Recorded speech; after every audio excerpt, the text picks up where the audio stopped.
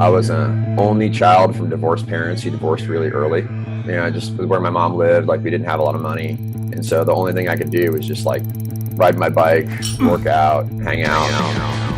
My dad was a West Point guy. Ever since I was, a young kid, all I wanted to be was an airborne ranger. Went to the academy, graduated, and then it was 2001 time frame. Freshman plebe year at West Point.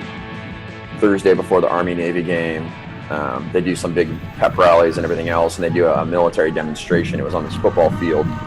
All of a sudden, the lights went black all over post. It was absolute darkness. Out of nowhere, this bird comes flying in over the top, minigun blazing, dropping brass. Fast ropes come out of the back. Rangers are sliding down that rope full of hate and discontent, grabbing up automatic weapons, just firing, and like out of the woods comes these two RSOB, and like they're just on fire.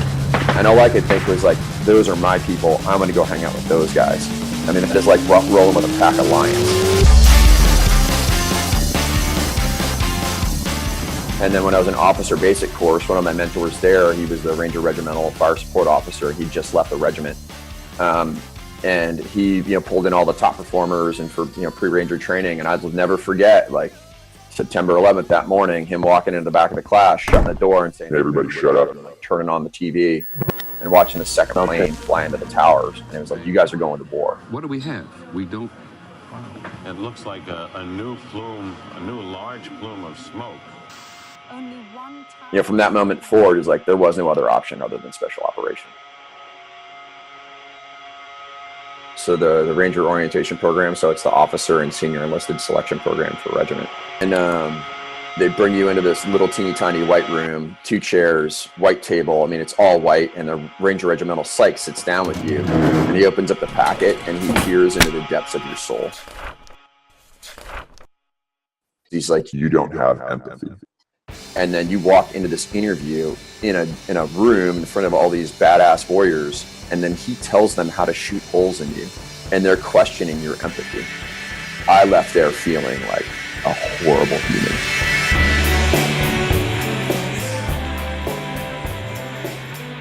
There's a period of time in between when you get selected and you actually show up to your unit. So you fly home, and they have those words of the month that are always like stuck in the median, which they want people to concentrate on. And like, I kid you not, I drove onto post after coming home, and the word of the month was empathy. Empathy.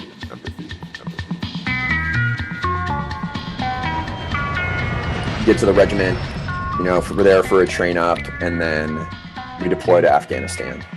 Rolling out of the front gate and seeing Bagram, which is a pretty good town by Afghan standards. It was the poorest place I'd ever seen. 50, 60 kids around the front gate, begging, skinny, cold, no food, barely clothed. And you're like, oh my God, I feel so sorry for these kids. No, I don't got it. And, our whole thing, it was this really difficult mission. It's called Operation Winter Strike. Our whole mission was to deny Al-Qaeda fighters winter safe havens at like 10,000 plus foot villages. We lost a lot of friends, and like, it got worse.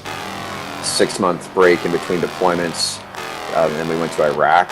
It was game on. That whole empathy thing went out the door. Everywhere we go, it speeds the violence and balance of action in overwhelming force.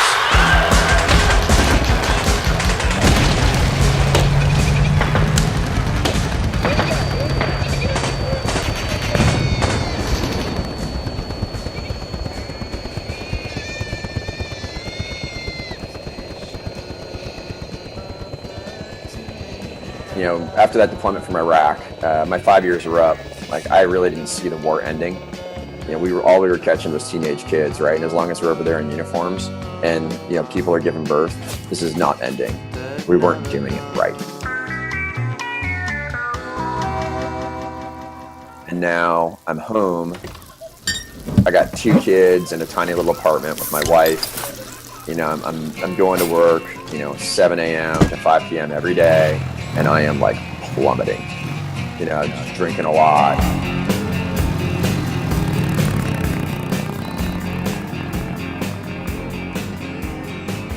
I got into a really nasty motorcycle accident in 2009.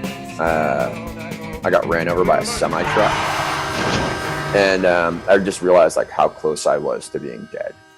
That's that low point where you come to those realizations like, do I want to be remembered as that type of person? Do I want to leave that kind of impression on my kids? Like, what's that going to do for them?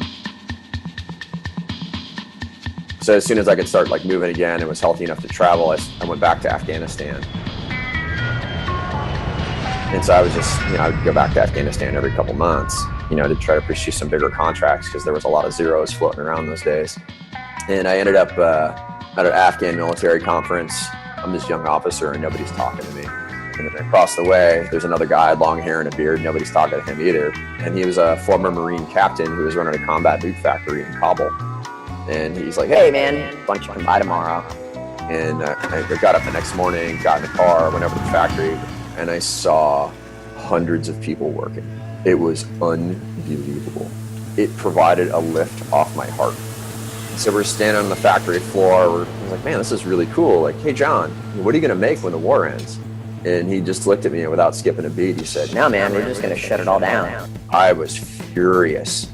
And in that moment of fury, I looked down on this table and there's this combat boot sole with a flip-flop thong punched through it. I was like, dude, it's ugly and cool. I was like, man, like combat and flip-flop, the juxtaposition of the words, like bouncing around in my head, the light bulb goes off, and I just look at John and I go, I wasn't giving up.